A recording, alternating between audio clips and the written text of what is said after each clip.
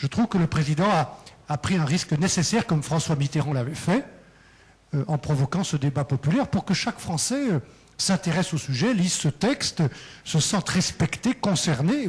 Et je pense que très rarement, les Français auront eu un tel pouvoir chacun dans leurs mains. Voilà, très rarement dans le passé.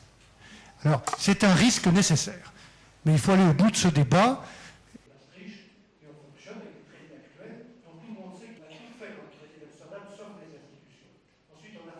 Regardons vers le futur et créons ensemble vers le futur. Et on verra avec cette volonté de compromis que c'est possible et qu'on peut arriver à créer une Europe à 25-27 qui réponde aux enjeux de ce siècle nouveau.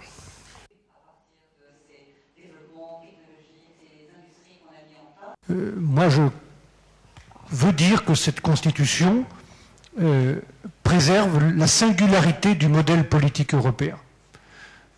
Nulle part ailleurs dans le monde, et nous parcourons tous les trois le monde pour défendre nos idées, le projet européen, les intérêts de nos pays, tous les jours. Vous ne trouverez nulle part ailleurs dans le monde, et vous ne trouverez jamais dans l'histoire, sauf des empires construits par la force et par la violence et par les armes, ça oui, vous ne trouverez jamais un exemple de modèle politique de 25 nations aujourd'hui, 6 nations au départ, grandes et petites, anciennes, nouvelles, dirigées par la droite ou par la gauche, avec des cultures différentes, des langues différentes, des institutions différentes.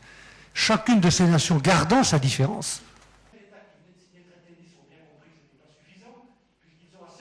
Le rôle et la place de l'Union dans le monde est essentiel pour comprendre pourquoi il faut voter oui à cette Constitution.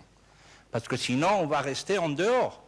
Les autres acteurs internationaux, ils ne vont pas attendre les hésitations, les doutes, les maximalisations qu'on peut faire d'un meilleur test. Ils vont continuer à agir.